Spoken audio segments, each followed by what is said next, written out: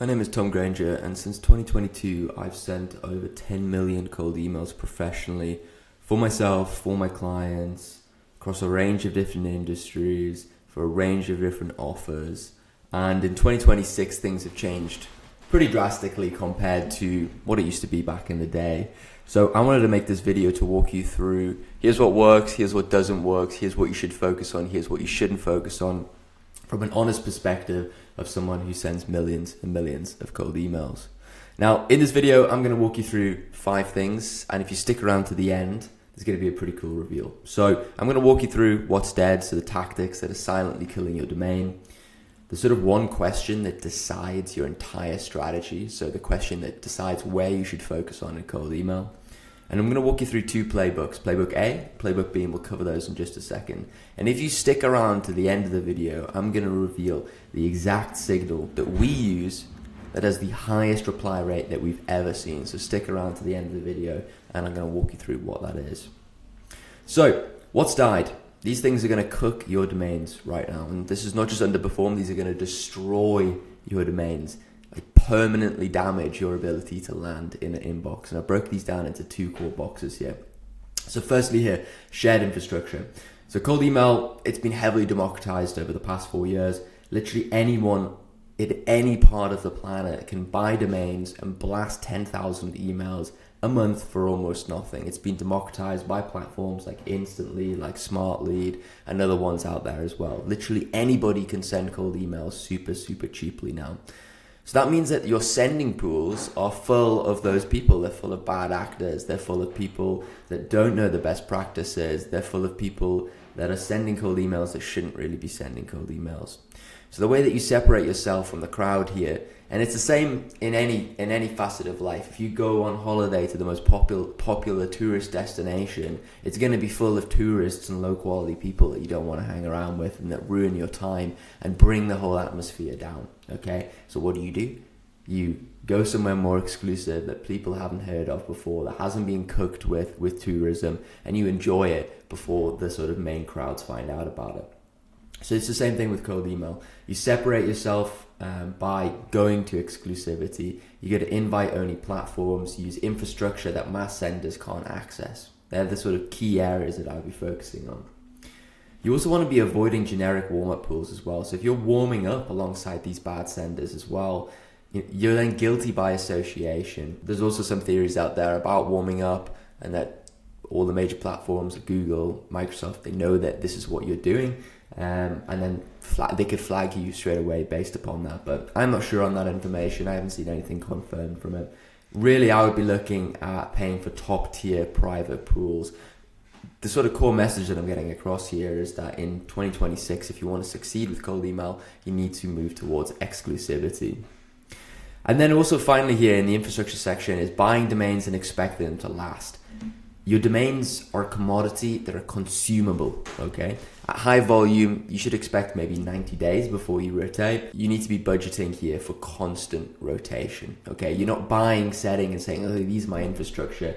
This is something you're going to consume and you're going to move through. And if you really want to play it smart, buy enough infrastructure that you know at 90 days, half of it is going to degrade, and then you can launch the next half. So it's like you've got a constant rotation of infrastructure that's moving in. Now on the reply quality, people optimizing just for reply rate alone, it's not really the best practice in 26. You want to be optimizing for positive sentiment, so the sentiment of the replies that are coming in. If more people are replying negatively than positively, it's going to tank your domain just as hard as having no replies. Now, this was just as relevant in 2022 as 2026, but deliverability and everything else has got so much harder now, so it's even more prevalent now, okay? I've been banging on and harping on about this for years. You can look back at my old videos and see I've always talked about this. You need to have an offer in your email. Can we hop on a call or can we have a meeting? It's not an offer. You shouldn't be sending this in your cold email. You need to have something that's, one, it's easy to comprehend, it's easy to say yes to, and it's genuinely relevant to the person that is reading it and that you're sending it to. The first 2 are super important. I think a lot of people ignore me when I say this or don't really comprehend what I'm saying. You need something that is easy to understand and easy to say yes to. What do I mean by this? Easy to understand is when they read the email, okay, they can quickly comprehend exactly what you're talking about. If you read some jargon-filled copy and you're just like in the middle of your day, you've just eaten lunch, you're a little bit tired, nobody's reading that, okay? Or maybe you've just come out of a horrible meeting and you've just had your ear chewed off by a boss and you see some cold email and you click on it and it's like a dense paragraph and you think, I'm not reading any of that, okay? You got to think about who you're sending it to. Stressed out corporate workers, especially if you're sending to decision makers. These people are getting bombarded by information. They're highly stressed out, highly strung individuals. You need to make it super easy for their brain to comprehend what it is, and then easy to say yes to as well. So not having a complex CTA, something that they can just say yes. Okay, now you've got a positive sentiment. Now you can move them through the funnel and the pipeline. Now, before you send a single email, this question needs to be answered. You need to answer this question, and I'm going to give you this question so that you can answer it for yourself. Okay, go-to-market is no longer just something that is blasted out there. It requires real thought. It requires real groundwork. It requires real expertise, and that's why we're seeing the job listings for go-to-market engineers and job listings for go-to-market leads going up and up and up and up, because companies are realizing that this is not just something that you can just slopify out there. Okay, you need really, really smart, both technical and people within that as well. You need technical skills, you need soft skills. It's a very, very complex role. So the big question that you need to ask, and this is where the groundwork comes in, is how big is your TAM? Okay, and in every conversation I've ever had with a client, they completely overestimate the size of their TAM. Okay, and this is probably something to do with like when they're raising money with VCs or whatever it is. And they're saying, yeah, we've got a TAM of 10 million people, and the VCs are like, woo, yeah, there's 50 million, go, go, go. But when you actually do the groundwork, when you really break down what their TAM is, when you build out an account list, when you do really harsh filtering, when you build it down to companies that are actually qualified for you to work with, most companies' TAMs are a lot smaller than you think. And this is going to completely change the go-to-market that you're going after. And the reason why is that if you've got a big TAM, if you've got a genuinely big TAM, so if you have an offer that is relevant to lots and lots of people, then you can send a lot of cold emails. And I would focus on automating your cold email, automating your outreach, getting volume out there, and focusing on the offer. But I'll walk you through that in just a second. But most companies I find today don't have as big of a TAM as they think. Okay, they might have a medium-sized TAM or even a small TAM. And if you have a small TAM, you shouldn't be automating anything. Nothing should be automated. Every account should be handled with complete care. So now I'm going to walk you through the two different playbooks, okay? So Playbook A, like I already mentioned, this is if you have a big TAM. If you have a genuinely big TAM, you've done the groundwork, you've mapped out your TAM, okay, it works. So what you should focus on here is infrastructure and offer. They're the only two things that matter. Getting in the inbox, getting a reply from somebody, okay? So you really want to be focusing on private, exclusive senders. This is not something to cheap out on. Invite-only platforms, not having shared pools, making sure that you're set up correctly from day one, and having someone monitoring it constantly. You're going to be sending a high volume of cold email. Potentially you could be sending 1 million cold emails a month if you're with the right agency or the right provider, and you've got the right size TAM. This means that you need command center level monitoring, okay? So this isn't just a check it once a week sort of thing. Think about the Air Force here. This is like an ops room, okay? Live dashboards tracking reply rate per domain, positive reply rate, sentiment, deliverability, all of it. You need to be getting all of that data together. Custom dashboards, using Claude, Codex, pretty easy to do nowadays. Connecting up with the APIs of those different platforms so that you can, again, track all of this reply rate versus domain health, copy variant versus positive reply rate, offer angle versus conversion down the funnel. This is really a data science job now. This is monitoring data. It's a marketing role, and just having it all together so that somebody or a dedicated agency or dedicated role can monitor this. 90-day rotation cycles, like I said, infrastructure is consumable. You're going to want to buy enough infrastructure that you've got 90, 180, 360, whatever it is, okay? Days ahead, you're thinking way far in advance, okay? And you have enough infrastructure that's warming up consistently that you can swap in and out and swap in and out, swap in and out, and keep that volume as high as it needs to be. Now, the next side that you're actually landing in the inbox because you've focused a lot of money and time on infrastructure and you've not cheaped out and you've spent the right money to get the right thing is the offer. This is where you need to be testing multiple offers simultaneously. So not just copy variants, but the actual offers in their entirety, okay? So track how each affects reply rate, deliverability, conversion further down the funnel. Optimize for replies, okay? Positive replies. Easy to understand, like I already said, remember, easy to say yes to, and genuinely relevant. No jargon in these emails at all. Keep them very simple, natural language. And then, like I said, you need someone with really strong data analytical capabilities, okay? Because you want to let the data pick the winner here. When an offer converts, scale it up. If it doesn't, kill it, okay? It's the same way that people run ads. Cold email is a marketing channel. It's an advertising channel. You need to be treating it in the same way. It's no longer just like you've got an SDR that maybe knows how to set up instantly or something like that and sending it out. No, this is a full-on data channel, especially if you have a TAM that supports it. You know, you're killing yourself if you're not running this at a high volume. And this is the same thing that we did for one of our clients, the cosign. They had a really big and broad ICP across different verticals. So we segmented the market, we tested angles of volume, we let the offer do the work. Within 90 days, we generated 145 meetings, qualified meetings, just to clarify that. They were able to close their largest retainer ever with a minimum value of $500K, and that's projected to climb up to nearly $850,000.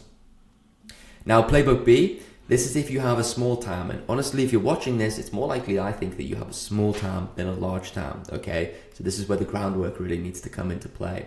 So when your total addressable market is a couple of hundred companies or maybe a few thousand companies, every account matters, and every bad touch is sort of damage that you're doing to yourself. So this is the opposite of Playbook A. This is more thought, more detail, and removing automation from the process. So what I would do here is map and prioritize. So mapping out your entire TAM in Clay, every account that could buy from you, identified and enriched with as much detail as possible. The revenue, the headcount, the tech stack, leadership, hiring activity. The map is the foundation of your go-to-market.